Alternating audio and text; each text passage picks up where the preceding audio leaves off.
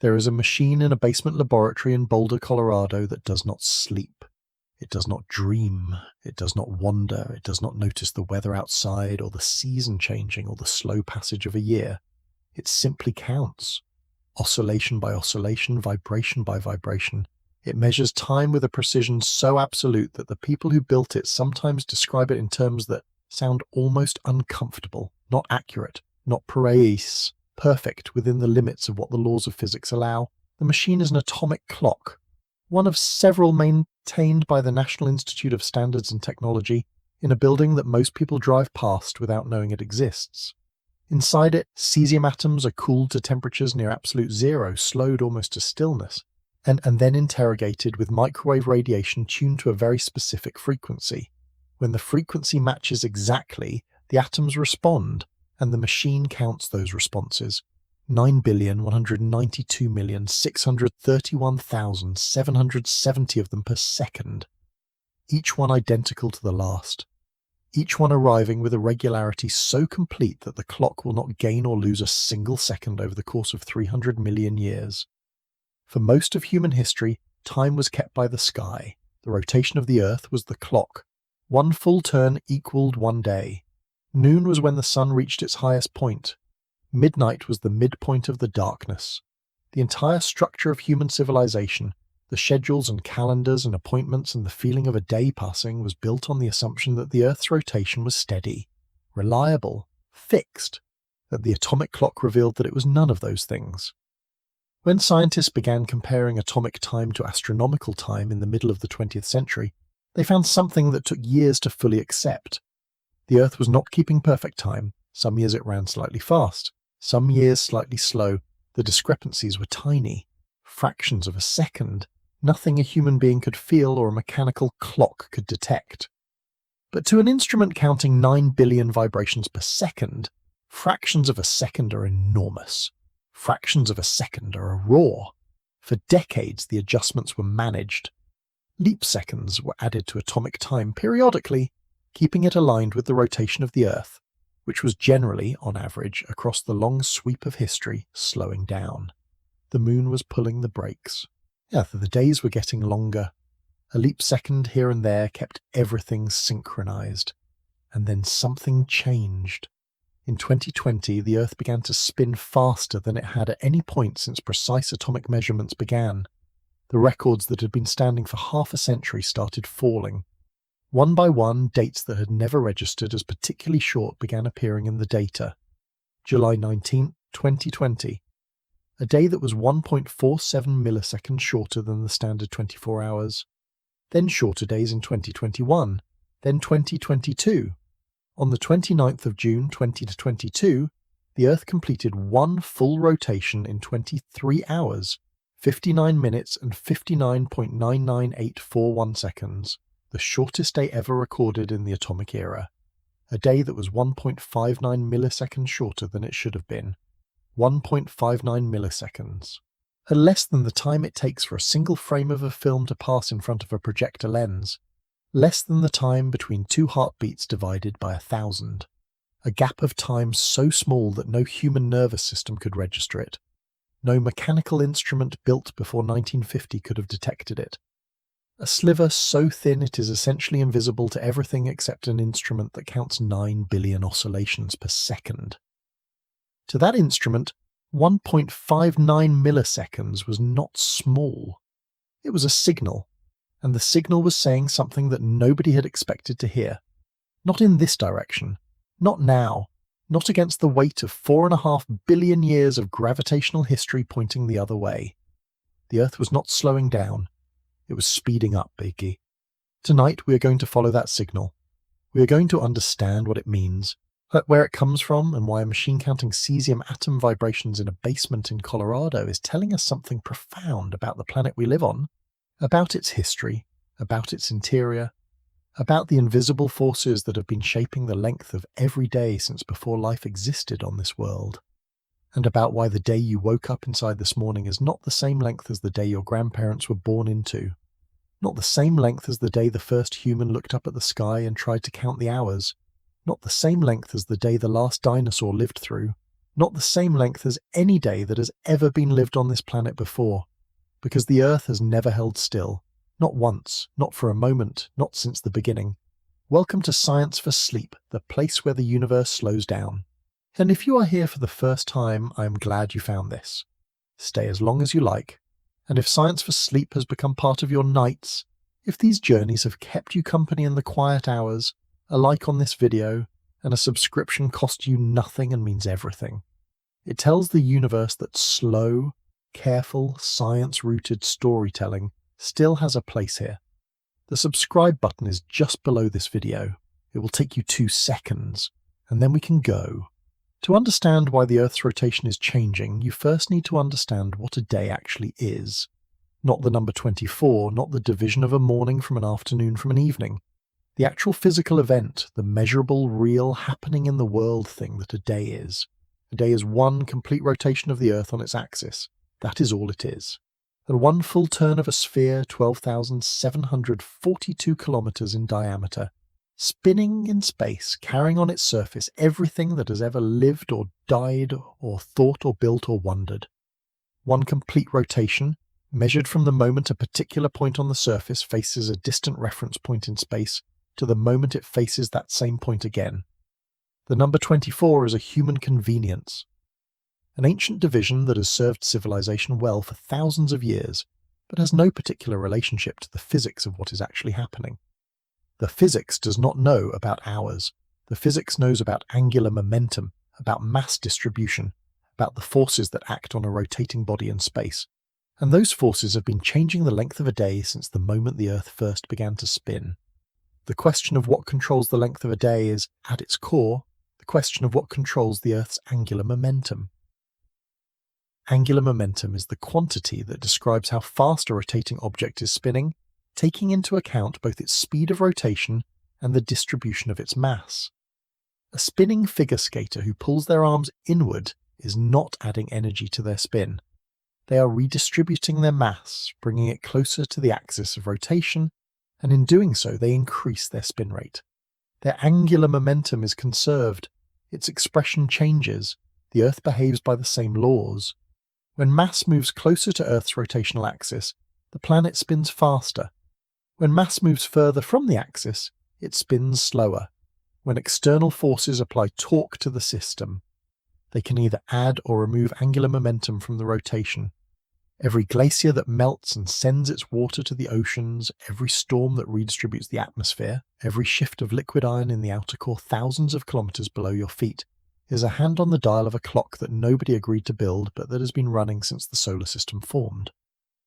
The atomic clocks in Boulder, and in similar facilities in Paris and Tokyo, and a dozen other cities around the world, are the instruments that finally made this legible.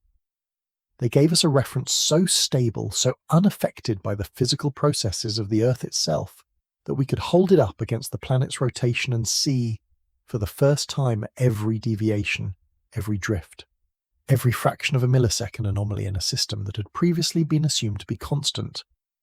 What they revealed was not a constant. It was a conversation, a continuous, dynamic, overlapping exchange between every layer of the Earth and every force acting upon it, playing out in the language of milliseconds, recorded by machines that count vibrations too fast for any human mind to follow. The cesium atom has no opinion about time. This is worth dwelling on for a moment before we go any further. The machine in Boulder is not measuring time in any philosophical sense. It is not answering the question of what time is, whether it flows, whether it is real, whether it is a dimension or a construct or something else entirely. Those questions have occupied philosophers and physicists for centuries and remain, and in some fundamental respects, unresolved. What the cesium atom is doing is simpler and stranger than answering those questions. It is vibrating, transitioning between two energy states at a frequency that is determined by the laws of quantum mechanics, by the structure of the atom itself, by constants of nature that appear to be the same everywhere in the observable universe, and at every moment we have been able to measure. The frequency is 9,192,631,770 transitions per second. Not approximately exactly. That is the definition of a second in the International System of Units. 1 second is 9,192,631,770 periods of the radiation corresponding to the transition between two hyperfine levels of the ground state of the cesium-133 atom. The second is not defined by the Earth's rotation. It was defined by it, historically, that before atomic clocks existed. 1 second was 1/86,400th of a day, and a day was one rotation of the Earth, and that was the chain of definitions that held for most of human history. But in 1967, the General Conference on Weights and Measures redefined the second in terms of the cesium atom. The Earth's rotation was demoted from the definition of time to merely one physical phenomenon that could be measured against a more fundamental standard. The consequence of that redefinition is everything we have been discussing. Once the second was anchored to the atom rather than the planet's rotation became measurable against a fixed standard. And against that standard, every irregularity, every deviation, every fraction of a millisecond of variation in the length of a day became visible. Before atomic clocks, and the Earth was the clock, there was no standard more precise against which to measure it. If the day got slightly shorter or longer, there was no way to know. The measurement instrument was the thing being measured. It was like trying to check if a ruler is accurate using only that same ruler. The atomic clock broke that circularity. It gave us a reference outside the Earth, a standard grounded not in the behaviour of this particular planet, but in the behaviour of matter itself, and it revealed that the ruler we had been using for the entire history of civilization was not quite straight.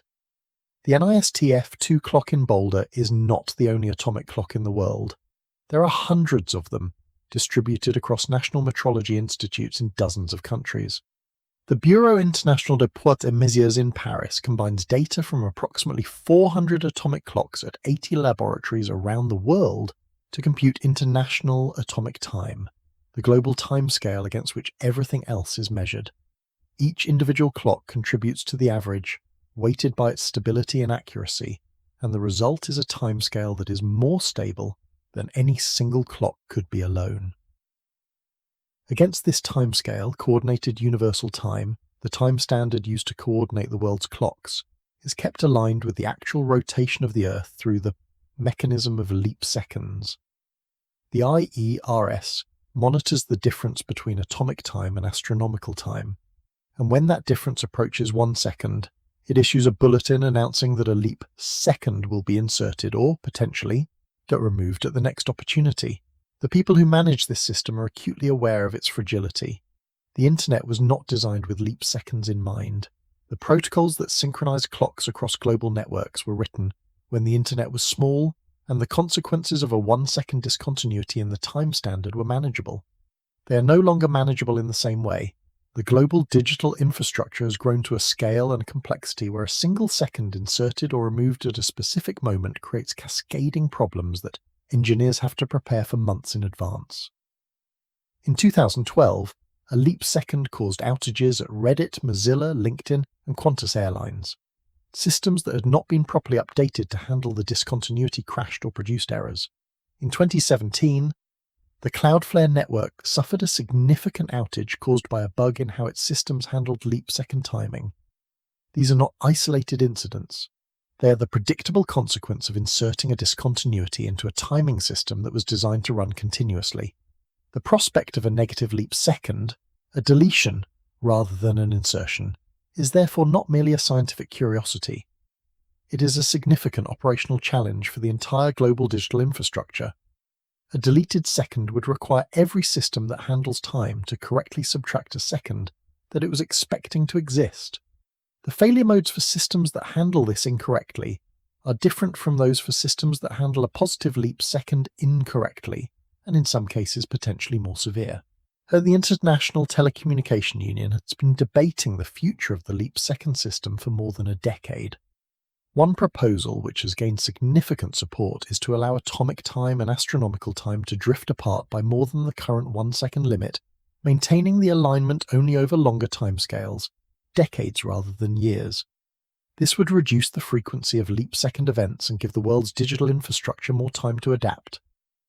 The proposal has been controversial because it would eventually allow atomic time and the actual rotation of the planet to diverge by minutes, and then potentially hours, over the coming centuries, breaking the link between the time on your clock and the position of the sun in the sky that has been maintained throughout human history.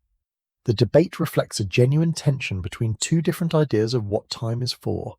Is it for measuring the physical universe as precisely as possible? Then it should be anchored to the atom, not the planet. Is it for coordinating human life with the natural rhythms of the Earth? Then it should follow the rotation, even at the cost of some precision. The cesium atom and the spinning planet are pulling in different directions. The world has to decide which one to follow. That decision is still being made. In the meantime, the clocks keep counting, the Earth keeps spinning, and the gap between them keeps changing day by day, millisecond by millisecond, in the way that this planet has always changed, restlessly, continuously, without asking permission.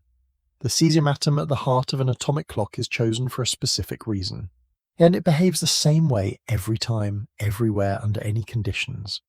The frequency at which its electrons transition between energy states is not affected by temperature, pressure, gravity, or electromagnetic fields in the way that mechanical or quartz oscillators are. It is within the precision of measurement that current technology allows, a constant of nature, a fixed point from which everything else can be measured. The NIS TF2 clock in Boulder is accurate to about 1 second in 300 million years. To give that number some context, 300 million years ago, the first reptiles were appearing on land. The continents were arranged differently. The Atlantic Ocean did not exist, and a clock built today would not have lost or gained a single second since then.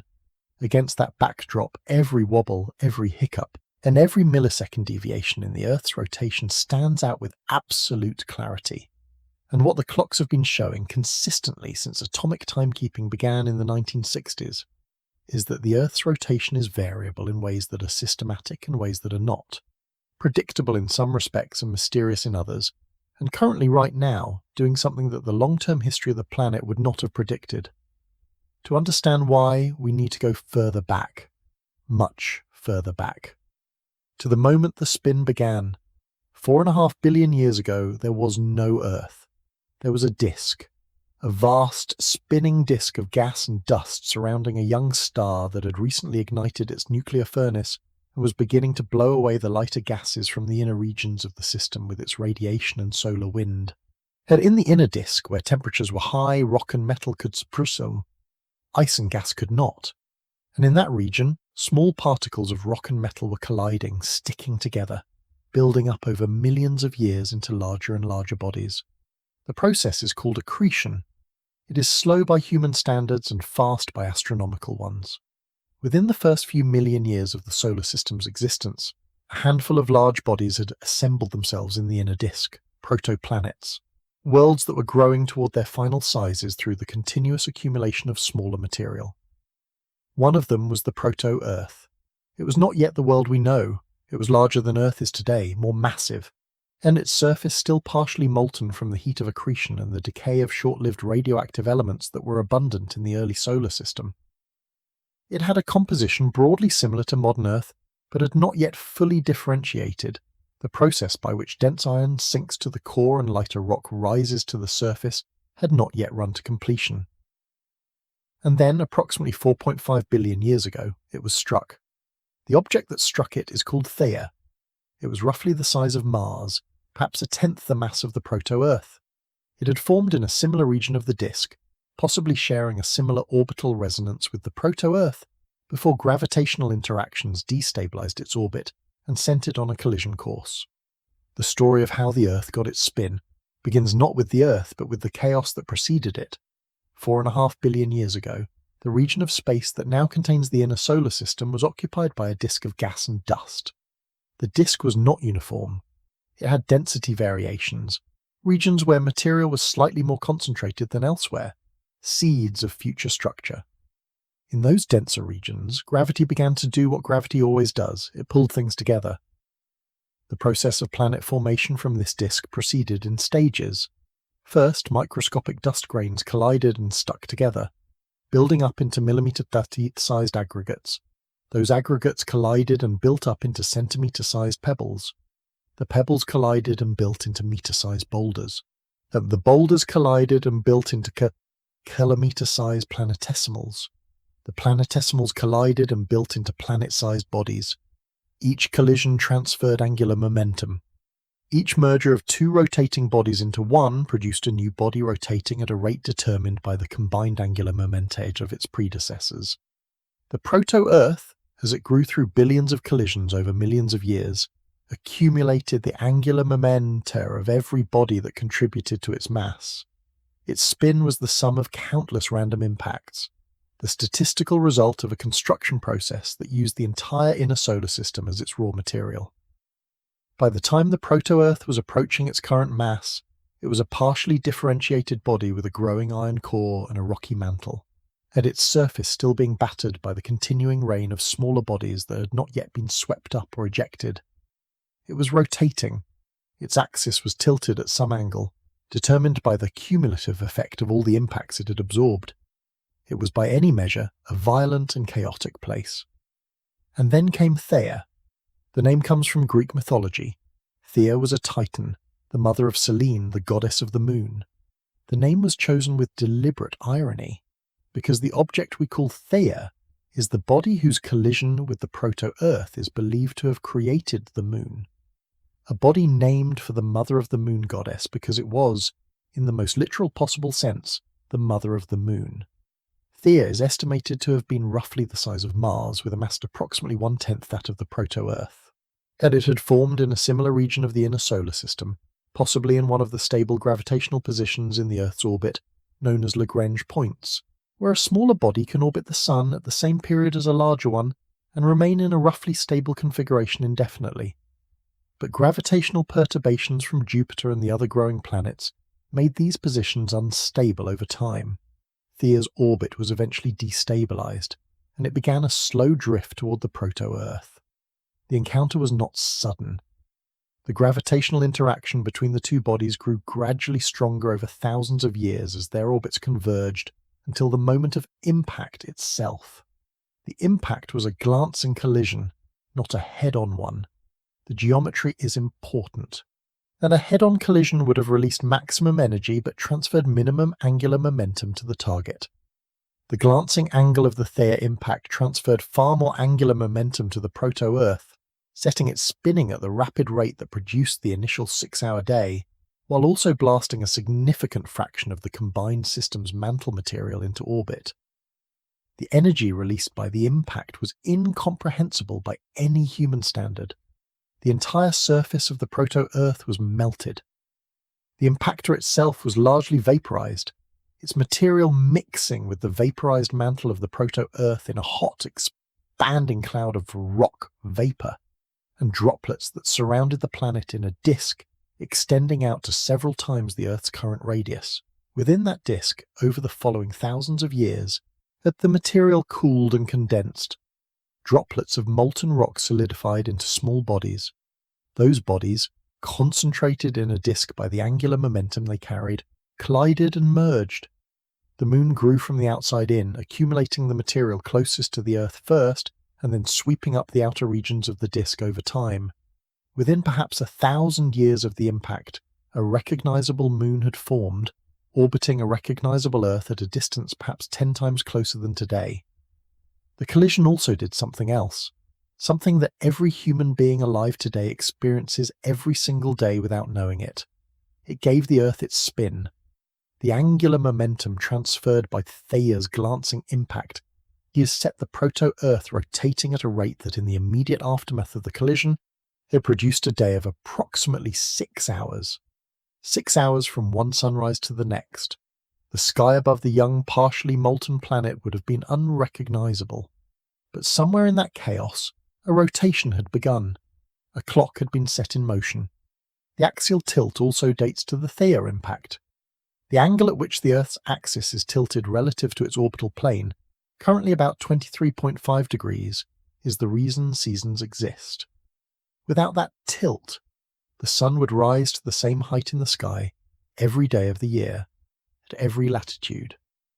There would be no summer, no winter, no spring migration of birds following the lengthening days.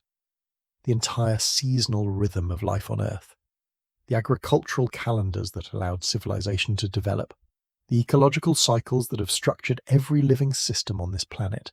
And all of it traces back to the angle imparted by a collision that happened before the first molecule of water had condensed on this world's surface. The very early Earth-Moon system was dynamic in ways that are difficult to fully reconstruct. The Moon's orbit was not circular. The tidal forces between the two bodies were enormous, tens of times stronger than they are now because of the Moon's proximity, and they acted rapidly to reshape both the Earth's rotation and the Moon's orbit. Within the first 100 million years after the impact, the tidal forces had already done enormous work. The Moon had moved significantly outward. The Earth's rotation had slowed from the initial 6 hours toward something longer. The system was evolving rapidly toward the configuration we observe today, but the trajectory was not smooth or simple. The resonances between the rotation of the Earth and the orbital period of the Moon produced periods of rapid change interspersed with periods of relative stability. The geological record contains evidence of this history. Ancient tidal rhythmites, layers of sediment deposited by tides in shallow seas hundreds of millions of years ago, preserve a record of the tidal cycle as it was at the time of deposition. By counting the layers, scientists can determine the number of days in a month and the number of months in a year at the time the sediment was laid down, and from those numbers they can calculate how fast the Earth was rotating and how far the Moon was from the Earth. Tidal rhythmites from the Precambrian, deposited approximately 620 million years ago, indicate that the year at that time contained approximately 400 days, and each day approximately 22 hours long. Tidal rhythmites from the Meso-Proterozoic, approximately 1.4 billion years ago, indicate a day of approximately 18.7 hours. The record extends back through geological time, each set of ancient tidal sediments a data point in the long story of a moon receding and a planet slowing. The physicist George Darwin, son of Charles Darwin, was the first to work out the mathematics of tidal breaking in the 1880s. He calculated the past and future history of the Earth-Moon system from the physics of tidal dissipation, and produced estimates that, while not perfectly accurate by modern standards, captured the essential story correctly. The Moon formed close to the Earth was spinning rapidly. Tidal forces slowed the Earth and pushed the Moon outward. Over billions of years, this process has brought us to where we are today, and it will continue for billions more years, until the Earth's rotation has slowed to match the Moon's orbital period, and the two bodies face each other in a permanent gravitational lock. Darwin did all of this without atomic clocks, without satellites, without GPS. He had only Newton's laws and the mathematics of tidal dissipation. The fact that his conclusions have been confirmed and refined by a century of subsequent observation is a testament to the power of careful reasoning from first principles. The Moon that formed from the debris of the Theia impact was initially much closer to the Earth than it is today, perhaps 10 times closer.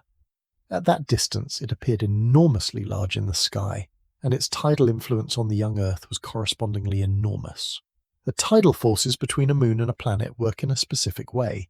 The Moon's gravity pulls harder on the near side of the planet than on the far side, because the near side is closer.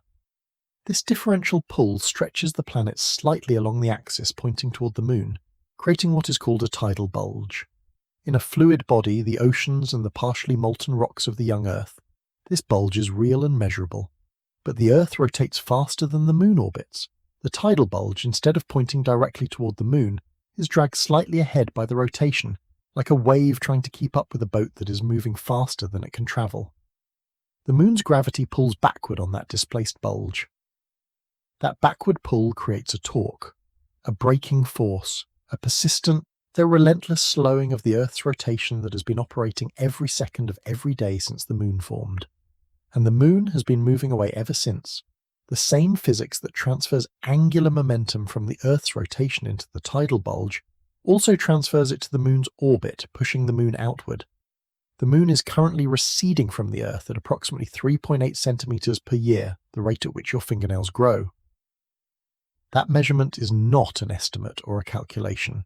It is a direct measurement, made possible by retroreflectors, arrays of corner cube prisms, left on the lunar surface by Apollo astronauts in 1969 and 1971.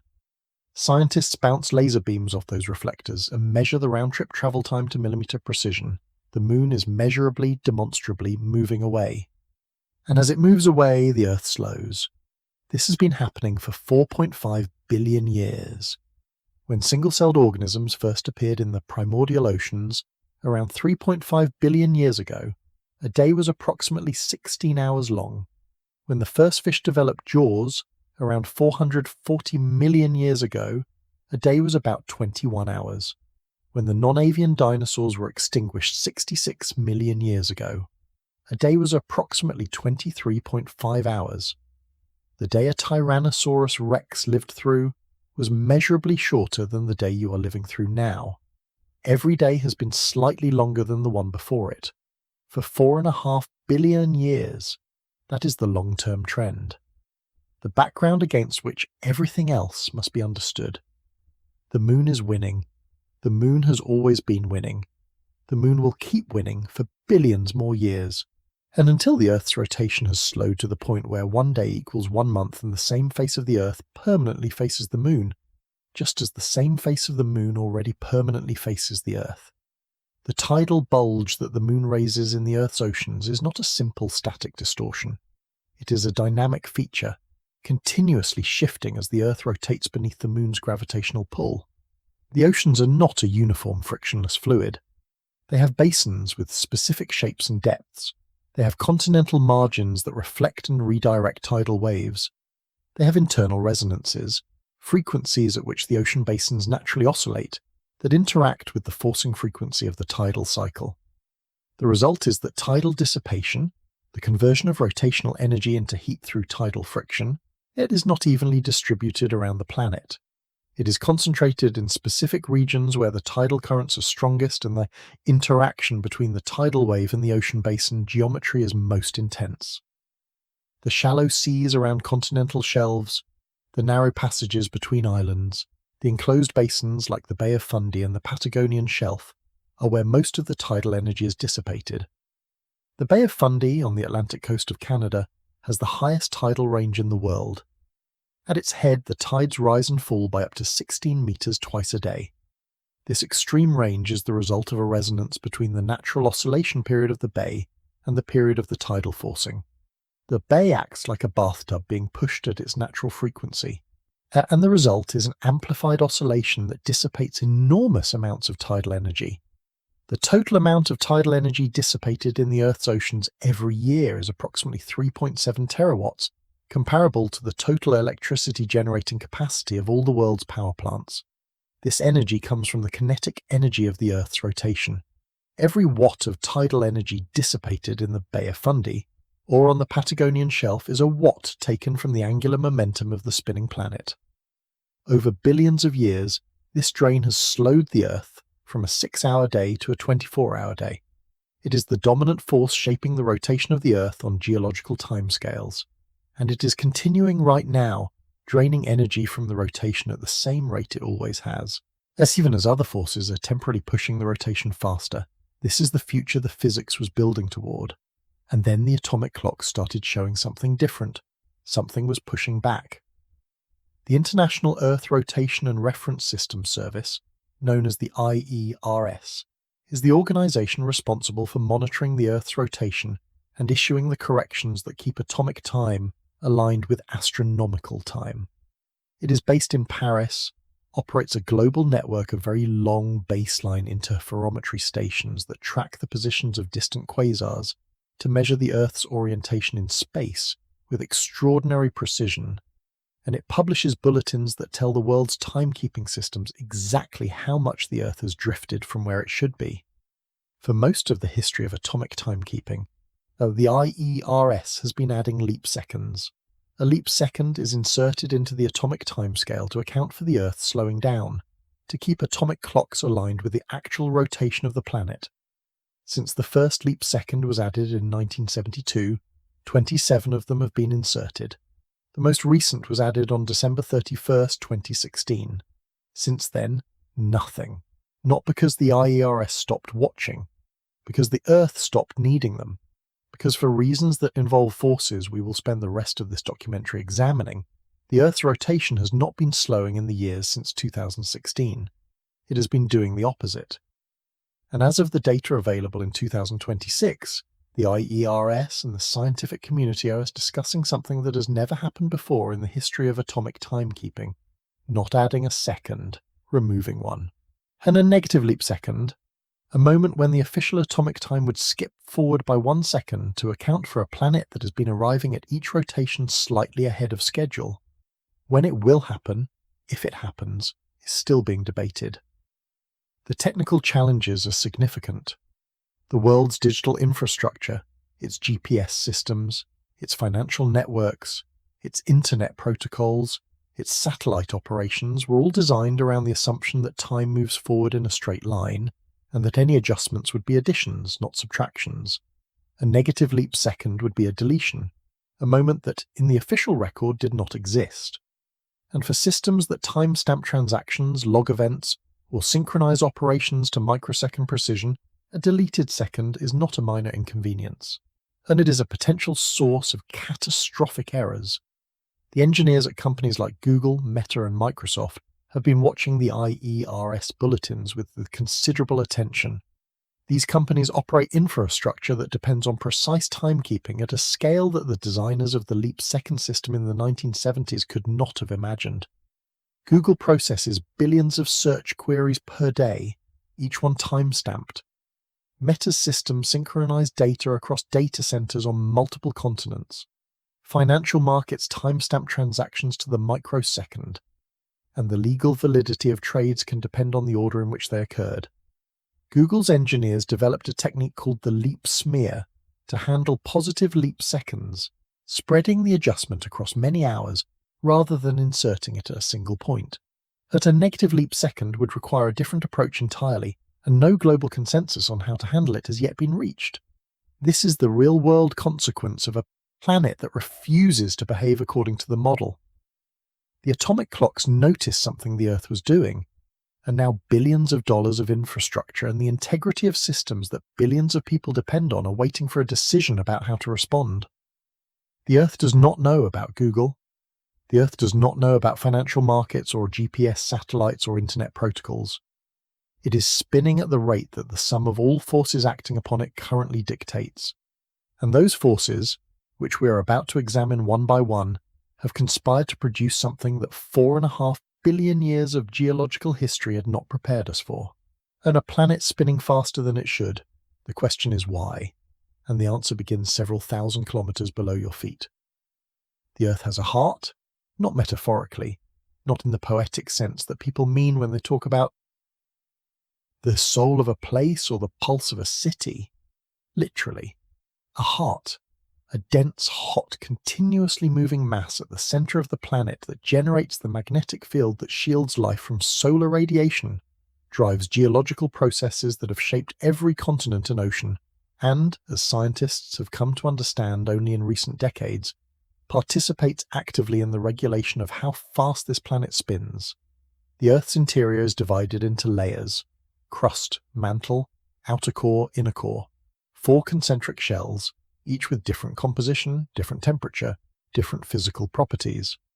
But this description gives the impression of something static, something layered and separate, each shell sitting quietly inside the next like the layers of an onion.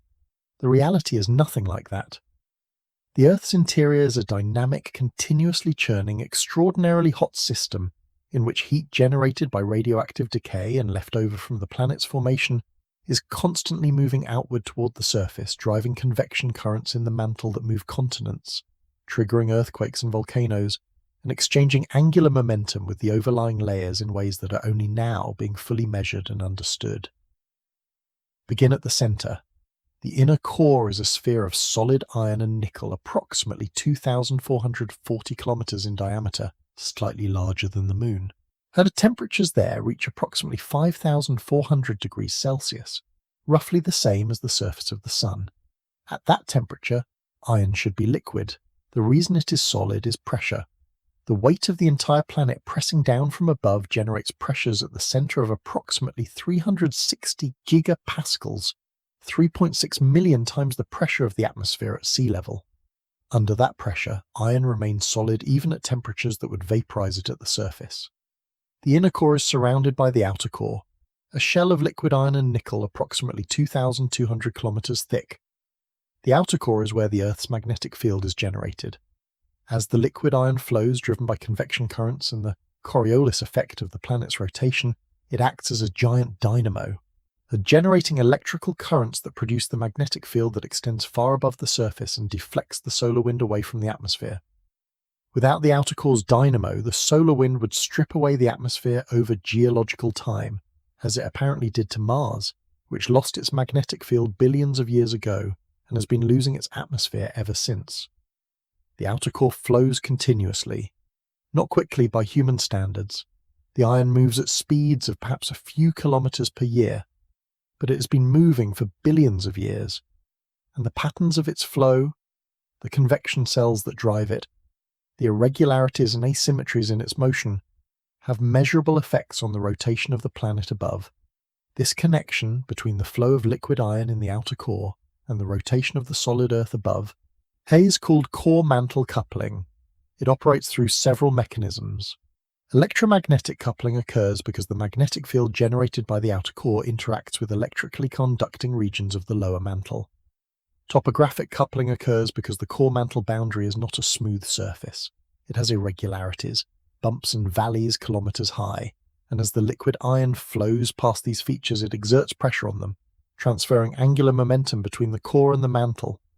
Gravitational coupling operates through the gravitational attraction between density variations in the core and density variations in the mantle.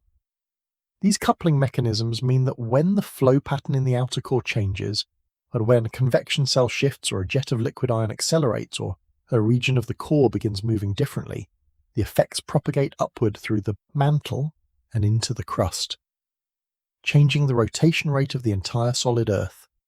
The changes are not least at large.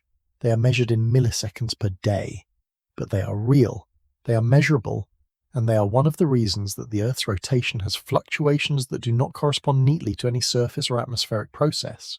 And then, in 2023, something happened that even the scientists who study the Earth's core every day described as unexpected. A study published in Nature Geoscience by researchers Yi Yang and Xiaodong Song at Peking University analyzed decades of seismic data to reconstruct the rotation history of the inner core.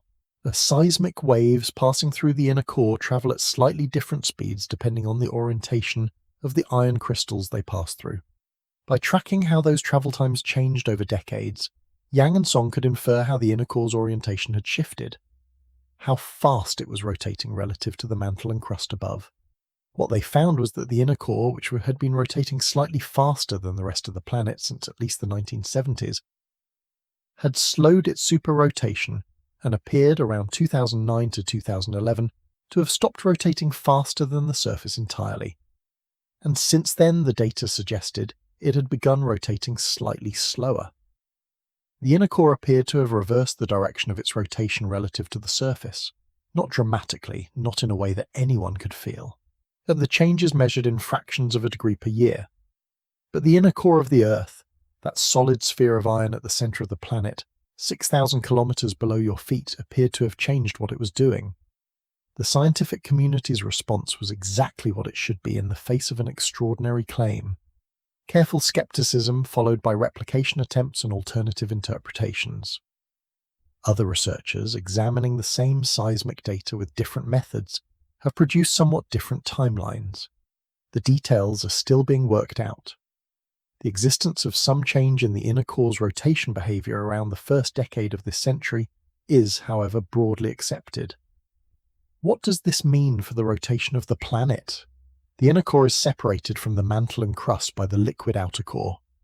It cannot directly push or pull the surface, but through the electromagnetic and gravitational coupling mechanisms, changes in the inner core's behavior propagate outward. They change the flow patterns in the outer core. Those changes affect core-mantle coupling, and that coupling affects the rotation of the solid Earth. The timescales involved are not instantaneous. The signals from deep inside the planet take years to decades to fully express themselves at the surface. Scientists studying the relationship between core behavior and surface rotation changes believe that some of the rotation anomalies we are currently observing at the surface may have their origin in changes that happened in the core years or even decades earlier.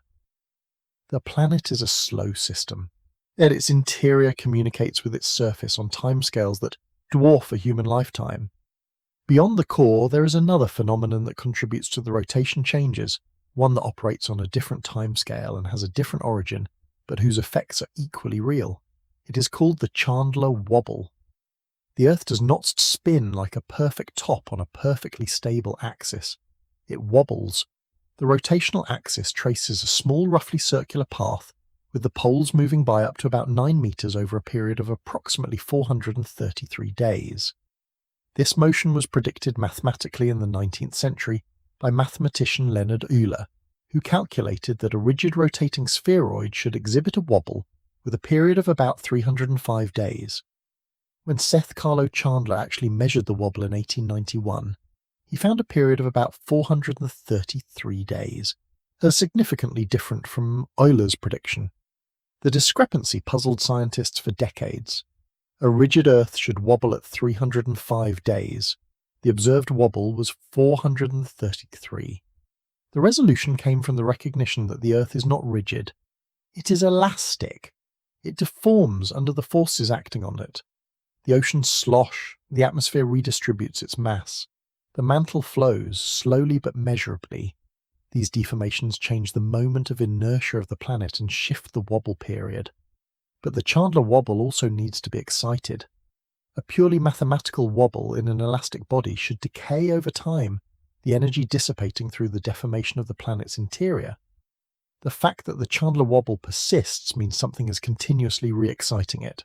That more recent research has identified the primary drivers as fluctuations in ocean bottom pressure and atmospheric pressure loading, the irregular redistribution of mass in the oceans and atmosphere perturbing the planet's axis of rotation just enough to keep the wobble going. Beneath the Chandler wobble, beneath the core mantle coupling, beneath everything we have discussed so far, there is a still deeper connection. The Earth's rotation is affected by forces that originate not inside the planet, but far outside it. Jupiter is the largest planet in the solar system. It orbits the Sun at an average distance of 778 million kilometres. Its mass is more than twice the mass of all other planets combined, and its gravity reaches across that distance and leaves a measurable fingerprint in the Earth's orbital parameters. Has a slight variation in the shape of the Earth's orbit around the Sun that operates on a period of approximately 405,000 years, and is one of the Milankovitch cycles, the slow astronomical rhythms that drive ice ages and interglacial periods. The connection between these orbital variations and the Earth's rotation is indirect but real. Changes in the shape of the Earth's orbit change the distribution of solar energy reaching the planet's surface over the course of a year. Those changes affect ice sheet growth and retreat, which redistributes mass on the planet's surface.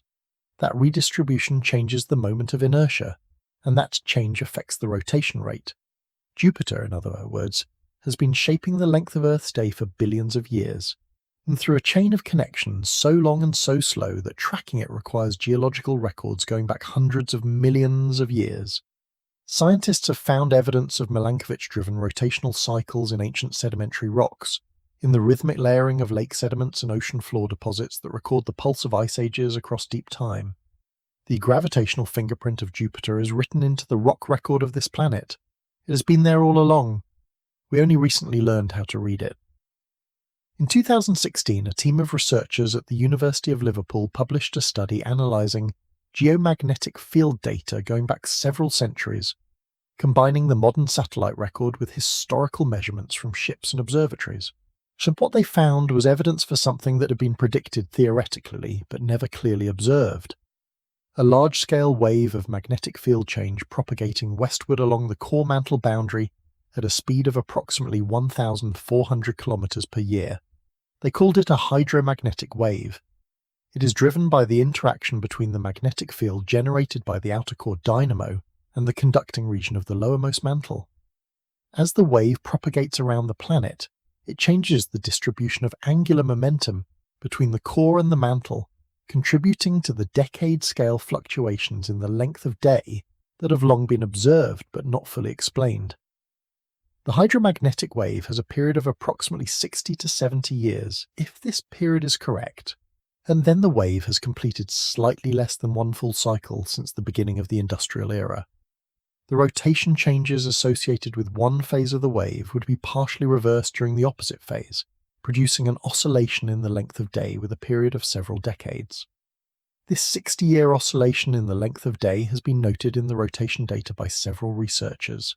It is not perfectly regular, and its amplitude varies, but a periodic component with a period of approximately 60 years is visible in the residuals after the tidal breaking trend, and the shorter period atmospheric and oceanic signals have been removed.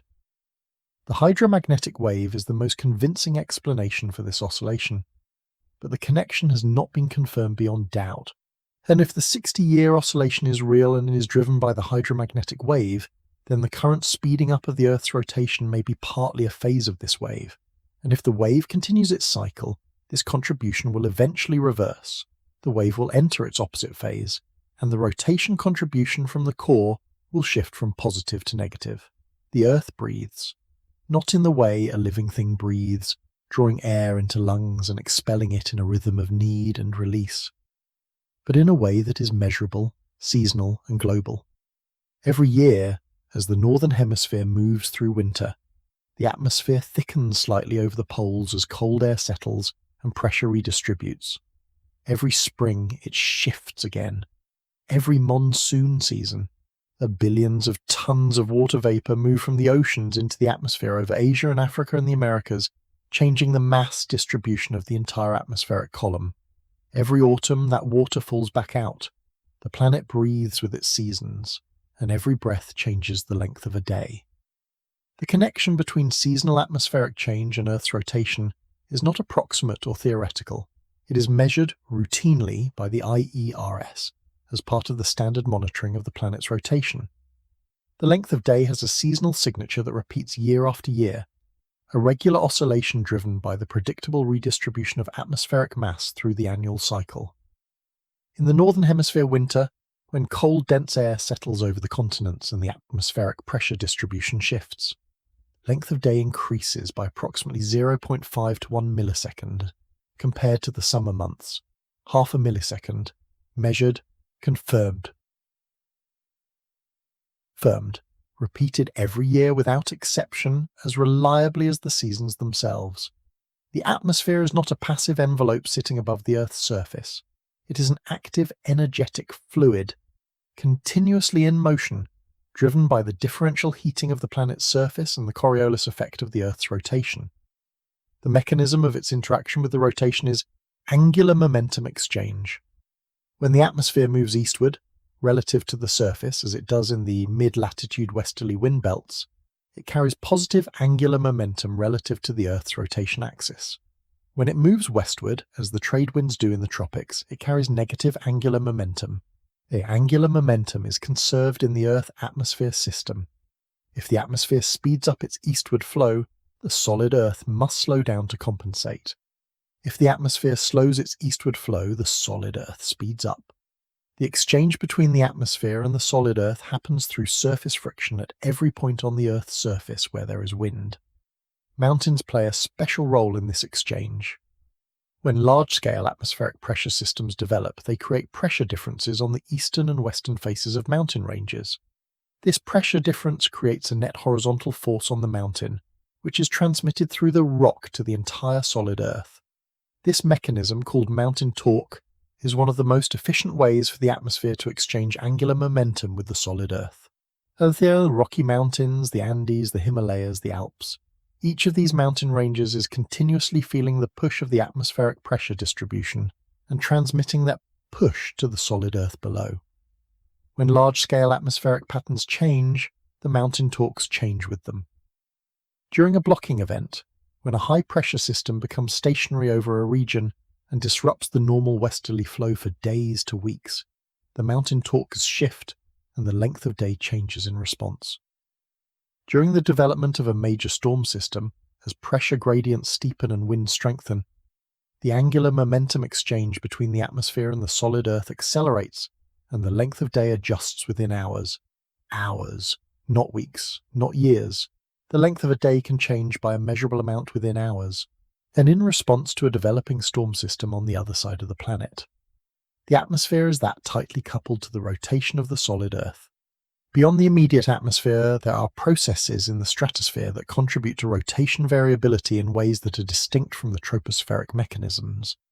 The quasi-biennial oscillation is a pattern of winds in the tropical stratosphere that reverses direction approximately every 28 months. Easterly winds blowing from east to west gradually give way to westerly winds, which then gradually give way to easterly winds again, in a cycle that has been observed continuously since measurements began in the 1950s. The QBO is not a small signal. The wind speeds involved reach 20 to 30 meters per second at their peak, and the pattern propagates downward through the stratosphere over the course of a year. Its influence on the rotation of the Earth is measurable, contributing to the 28-month periodicity that can be identified in the rotation data if you look carefully enough.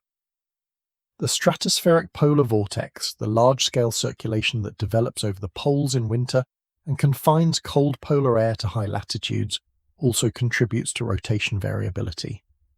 When the polar vortex is strong and well organized, it spins rapidly and carries significant angular momentum. When it weakens or disrupts, as it did dramatically in the winter of 2018 to 2019, when a sudden stratospheric warming event caused it to collapse, the angular momentum it had been carrying is redistributed to the solid Earth. And the sudden stratospheric warming of January 2019 produced a measurable signal in the Earth's rotation data. The disruption of the polar vortex changed the distribution of atmospheric angular momentum, and the solid Earth responded. The length of day changed by a fraction of a millisecond over the course of days as the stratospheric circulation reorganized itself, a stratospheric event happening 10 to 50 kilometers above the Earth's surface, changing the length of a day. El Niños, a periodic warming of the surface waters of the Central and Eastern Pacific Ocean, driven by a complex interaction between ocean and atmosphere that reverses the normal east-to-west trade winds across the Pacific Basin. It also changes the length of a day. The mechanism works through atmospheric angular momentum. That the reorganization of tropical circulation during an El Niño event changes the distribution and strength of the trade winds and the westerly winds at higher latitudes. Those changes alter the total angular momentum carried by the atmosphere. And because angular momentum is conserved in the Earth-atmosphere system, when the atmosphere changes its angular momentum, the solid Earth adjusts its rotation rate to compensate. During strong El Niño events, the length of day can change by approximately 0.2 to 0.3 milliseconds over periods of months. The 2015 to 2016 El Niño, one of the strongest on record, left a clear imprint in the rotation data of those years. The 2023 to 2024 El Niño, which was also among the strongest observed, left another. The 1991 eruption of Mount Pinatubo in the Philippines, and one of the largest volcanic eruptions of the 20th century, injected approximately 20 million tons of sulfur dioxide into the stratosphere. The resulting aerosol layer cooled the global climate by about 0.5 degrees Celsius over the following 2 years, and significantly altered the atmospheric circulation patterns. The change in atmospheric angular momentum from the Pinatubo eruption produced a measurable shift in the Earth's rotation rate that persisted for months. A single volcanic eruption changed the length of a day. This is the sensitivity of the system. The Earth's rotation is a running total of everything that has ever happened to this planet. Not metaphorically, mathematically. Every event that redistributes mass or changes the distribution of angular momentum leaves a measurable signature in the rotation rate. And a warmer atmosphere is a more energetic atmosphere.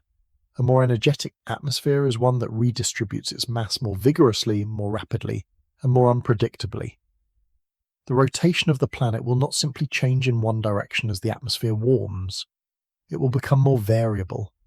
The oscillations between faster and slower rotation periods will become larger in amplitude and less regular in timing. The signal will become noisier. Now consider the ice. The Greenland ice sheet is the second largest body of ice on Earth.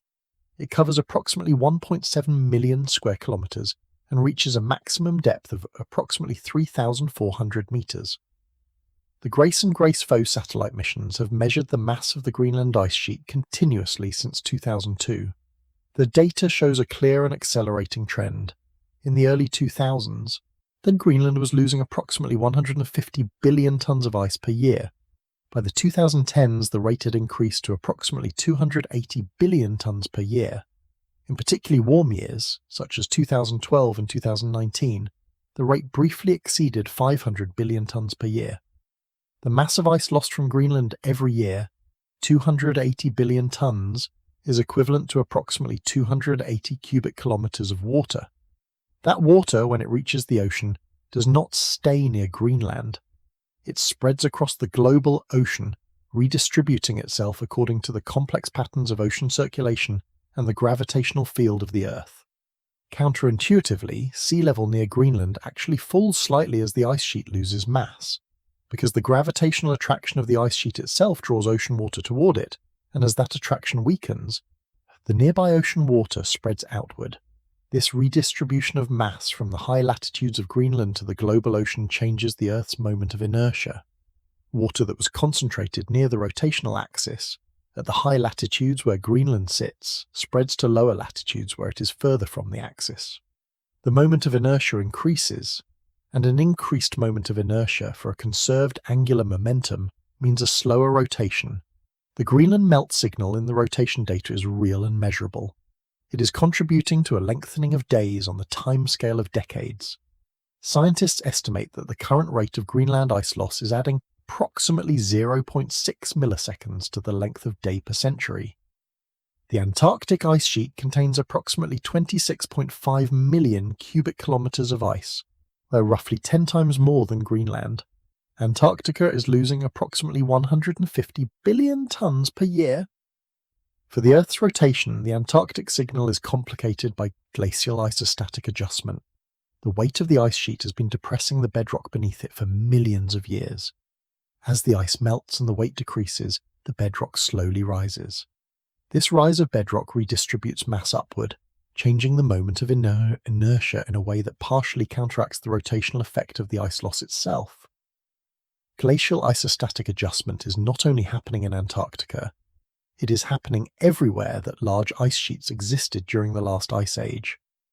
The Laurentide ice sheet, which covered most of North America to depths of up to 3 kilometres during the last glacial maximum 20,000 years ago, has been melting for 10,000 years. The bedrock beneath Canada and the northeastern United States is still rising in response to that melting, at rates of up to 1 centimetre per year in some locations. The post-glacial rebound from the last ice age is a measurable component of the current Earth rotation data. The rotation of the Earth is therefore simultaneously recording the end of the last ice age, which happened 10,000 years ago, and the beginning of the current ice loss, which is happening now. Two processes separated by 10,000 years of history, leaving overlapping signatures in the same dataset. Now we need to talk about something that most people have never considered. Something that connects the rotation of a planet to the actions of 8 billion human beings pumping water from the ground, groundwater. Whether the world's aquifers are being depleted at rates far exceeding natural recharge. Globally, groundwater is being extracted for agriculture, for industry, for drinking water, at a scale that represents one of the largest transfers of water between reservoirs in human history. And almost all of that extracted water eventually makes its way to the oceans, through rivers, through evaporation and precipitation, through the slow seepage of water from irrigated fields. In 2023, a study published in Geophysical Research Letters by Kiweon Seo and colleagues at Seoul National University calculated the rotational effect of the groundwater depletion that occurred between 1993 and 2010. During that period, humans pumped approximately 2,150 gigatons of groundwater from underground reservoirs. Most of that water, that originally stored in aquifers concentrated in the mid-latitudes of the Northern Hemisphere, eventually flowed to the oceans and redistributed globally. The mass transfer from mid-latitude aquifers to the global ocean changed the distribution of the Earth's mass sufficiently to shift the planet's rotational axis by approximately 80 centimetres toward the east. The rotational axis of the Earth moved 80 centimetres because humans pumped water from the ground. This is not a result that was predicted before it was measured. The study was the first to quantify the rotational effect of groundwater depletion at global scale, and the magnitude of the effect surprised even the researchers who calculated it. 80 centimetres of polar drift over 17 years is larger than the contribution of any other known cause of polar drift during that period, except for the redistribution of ice sheet mass. The implication is significant. Human civilization, through the mundane act of pumping water from the ground to grow food and supply cities, is measurably altering the rotation of the planet. Dams tell the same story.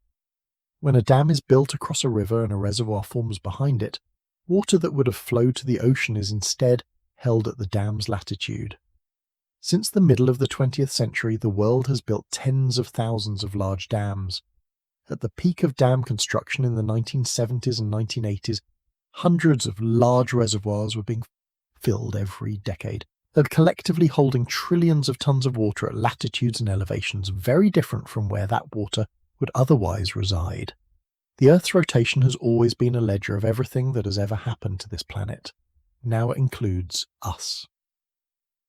On the 26th of December 2004, an earthquake of magnitude 9.1 struck off the coast of northern Sumatra.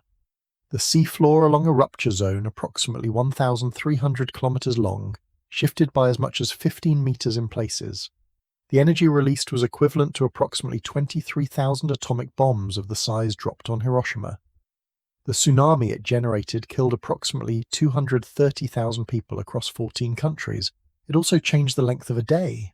Harvard scientists at NASA's Jet Propulsion Laboratory calculated that the 2004 Sumatra earthquake shortened the length of a day by approximately 2.68 microseconds. It also shifted the Earth's rotational axis by approximately 2.5 centimeters.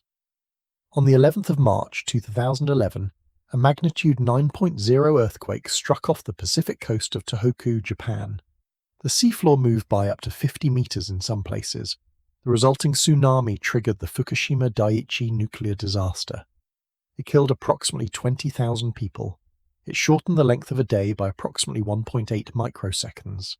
It shifted the Earth's rotational axis by approximately 17 centimeters. These numbers demonstrate with extraordinary clarity the principle that underlies everything we have been discussing. Every event that redistributes mass on this planet changes its rotation. And every earthquake, every volcanic eruption, every dam, every glacier that melts, every storm that redistributes atmospheric pressure, every shift of liquid iron in the outer core, every pulse of the deep ocean circulation, every breath of the seasonal atmosphere. The Earth's rotation is not a number.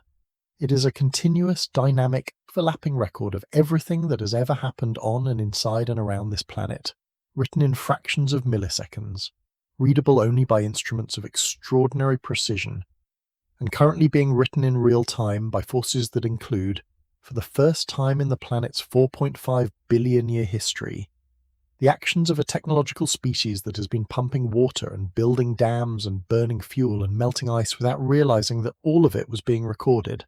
The models do not fully agree. This is not a failure. This is the normal condition of science at its frontier. When researchers build mathematical models of the Earth's rotation, incorporating everything they know about the atmosphere and the oceans and the ice sheets and the core and the tidal forcing of the moon, and then compare those models against the actual measurements from the atomic clocks and the VLBI stations and the GPS networks, they find something that no amount of refinement has yet eliminated. Residuals. Small, persistent, unexplained deviations between what the models predict and what the instruments measure. Fractions of microseconds that do not correspond to any identified physical process. Numbers that sit in the data like questions that nobody has yet found the right words to ask. The scientific community's approach to these residuals is methodical and careful. The first step is always to check the measurements. Are the instruments working correctly? Are there systematic errors in the data reduction? Are the corrections being applied for atmospheric and oceanic loading accurate? These questions have been asked repeatedly by multiple independent groups working with independent data sets. The answer consistently is yes. The instruments are working. The corrections are accurate. The residuals are real. The deep ocean is the prime suspect. The abyssal circulation of the ocean, the slow movement of cold, dense water through the deepest basins of the Atlantic and Pacific and Indian Oceans, operates on timescales of centuries to millennia.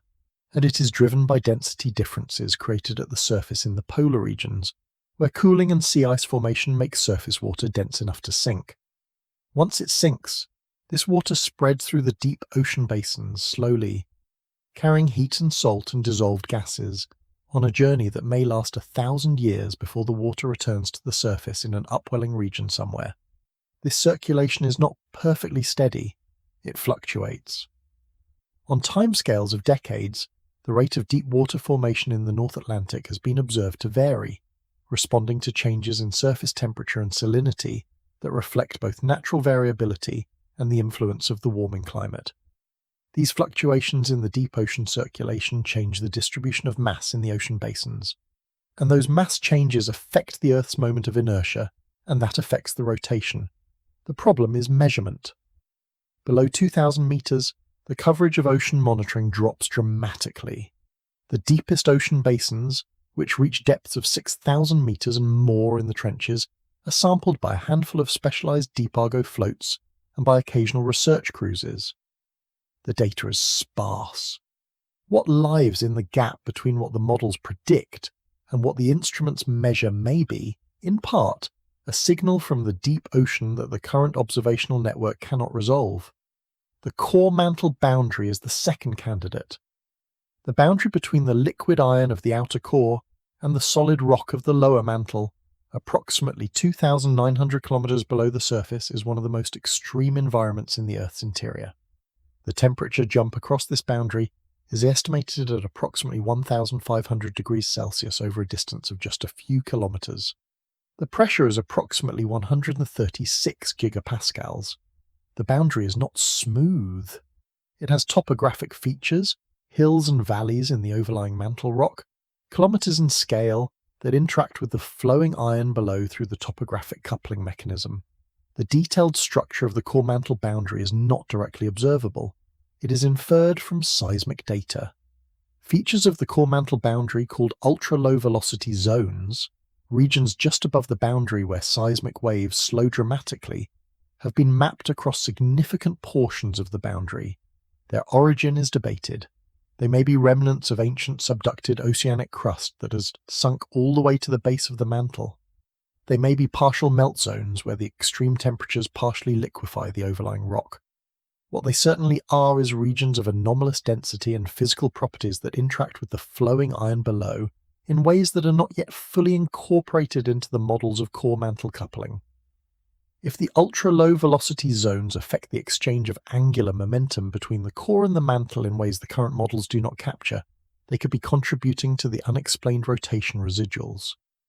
The Atlantic Meridional Overturning Circulation, known as the AMOC, is the large-scale circulation pattern that carries warm surface water northward in the Atlantic, releases heat to the atmosphere over the North Atlantic and Europe, and returns cold deep water southward along the ocean floor.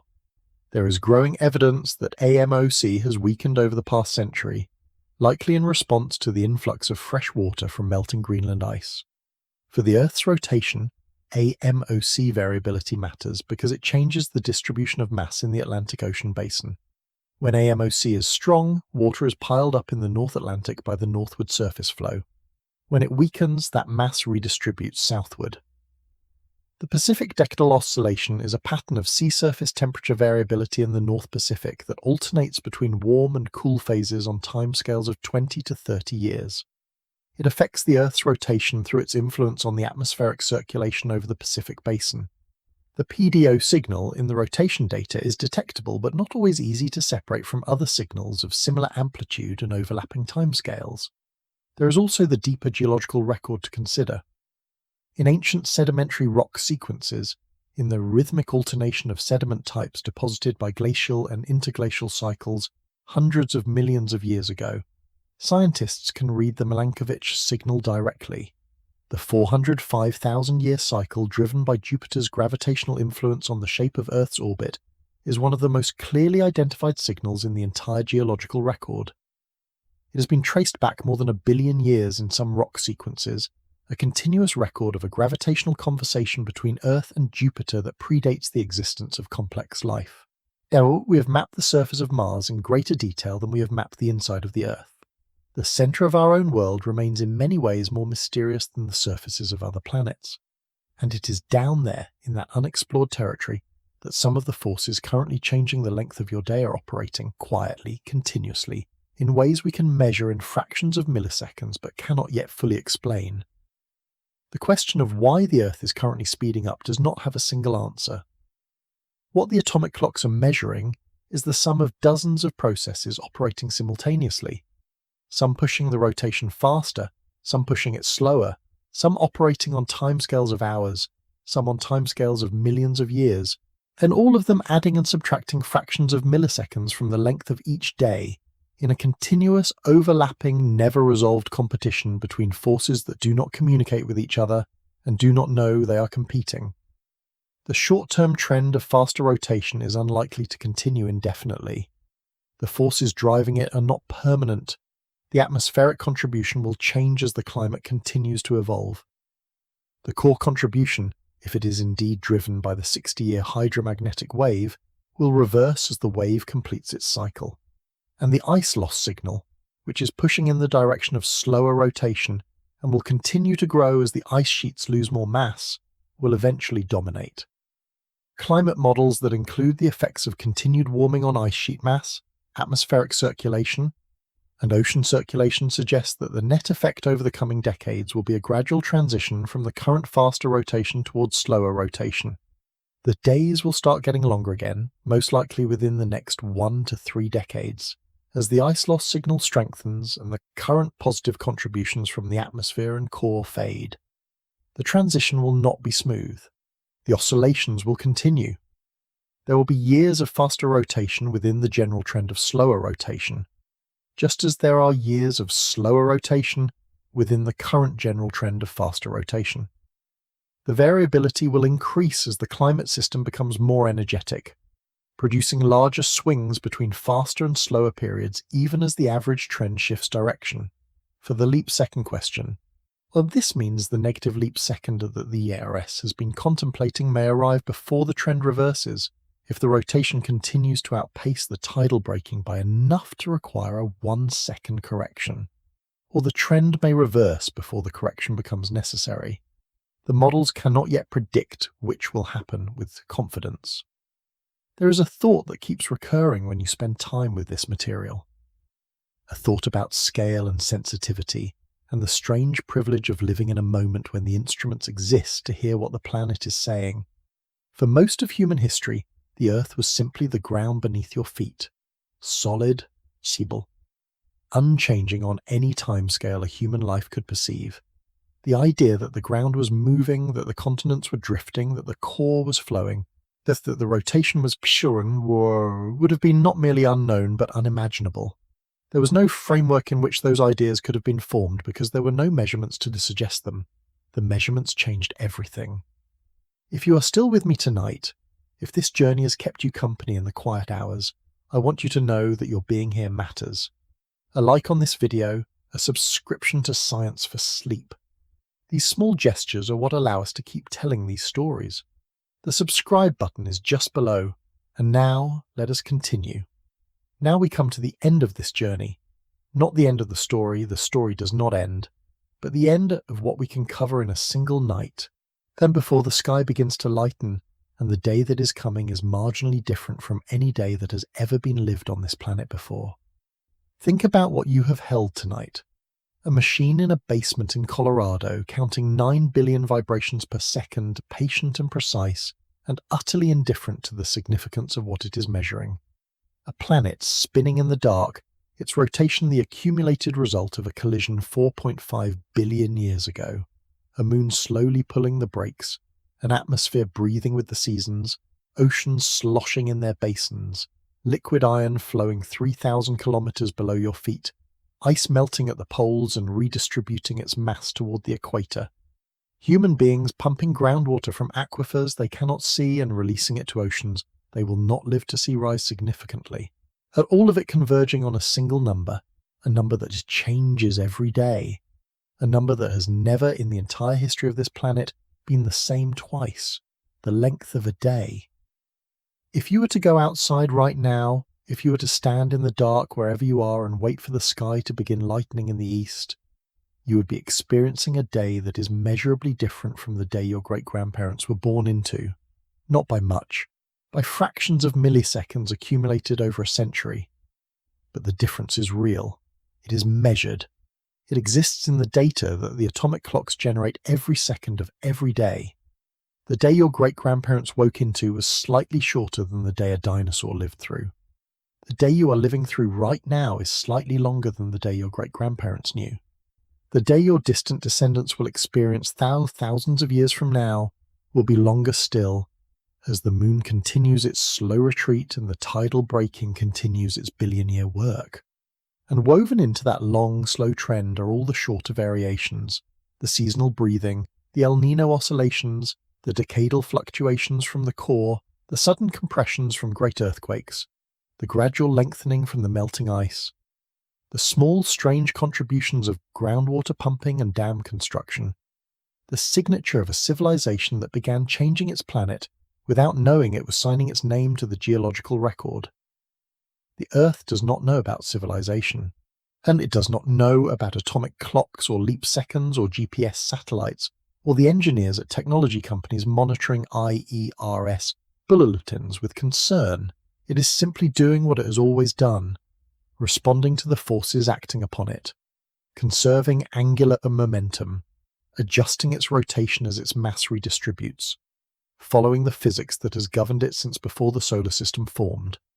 But we know, we have built the instruments that can hear what the planet is saying. We have trained the scientists who can read the data that those instruments generate. We have developed the mathematics that can separate the signals, attribute the causes, build the models that bring the measurement and the understanding into closer and closer alignment.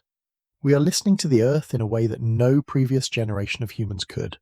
And we are reading a record that has been kept for 4.5 billion years without anyone to read it. And what we are finding, as we develop the sensitivity to hear it, is not reassuring in the sense of confirming that everything is stable and predictable. It is reassuring in a deeper sense, in the sense that the universe is knowable, that the forces acting on this planet follow rules that can be understood, that a machine counting cesium atom vibrations in Colorado can hear the difference between an El Niño year and a quiet year, between a decade of active core dynamics and a quiet one, between a planet before and after a great earthquake. That kind of knowing is not small. It is the specific achievement of a civilization that decided, at some point, to pay close enough attention to understand what it was living inside. Look up tonight. If you can, the sky above you is the bottom of an atmosphere that breathes with the seasons and carries within it the angular momentum that it exchanges with the solid planet below. The ground beneath you sits on a mantle that flows, imperceptibly slowly, carrying heat upward from a core of liquid iron whose circulation determines the magnetic field that makes life possible on this surface. Below that mantle, 2,900 kilometres down, liquid iron is moving right now, in patterns that scientists are tracking through the seismic waves of distant earthquakes, exchanging angular momentum with the rock above it, contributing fractions of milliseconds to the rotation of the world you are lying on. The moon is up there somewhere, if it is night where you are. It is 3.8 centimetres further from the Earth than it was this time last year, and it has been moving away since it formed from the debris of a collision that gave this planet its spin. Its gravity is still pulling on the oceans below you, creating the tides that have been rising and falling on this planet for longer than life has existed. It is still pulling gently on the rotation of the Earth, still draining fractions of a millisecond from the length of each day, still patient, still relentless, still doing what gravity does. And in a basement in Boulder, Colorado, a machine is still counting the oscillations of cesium atoms that are as old as the universe, vibrating at a frequency that does not change, holding a standard of time so precise that the imprecision of the rotating planet it is measuring becomes visible at the level of fractions of a millisecond. The day you woke up inside today was 1.59 milliseconds shorter than a day was 50 years ago. You could not feel it, but it was real. It was measured, it was recorded, and it was the planet signing its name to another entry in a ledger that has been kept since before anything on this world could read. Where are you listening from tonight? Whatever sky is above you, whatever ground is beneath you. You are resting on a planet that has never stopped moving, never stopped changing, never stopped recording everything that has ever happened to it in the language of fractions of milliseconds that only machines can hear. The Earth has never held still, not once, not since the beginning. And it is not holding still right now as you close your eyes. It is spinning, slightly faster than it should be, and against a 4.5 billion year trend. For reasons that involve liquid iron and melting ice and shifting winds and pumped groundwater and forces not yet fully identified, it is spinning. And somewhere in Colorado, a machine is counting every moment of it. Sleep well. The Earth is still turning. It always has been.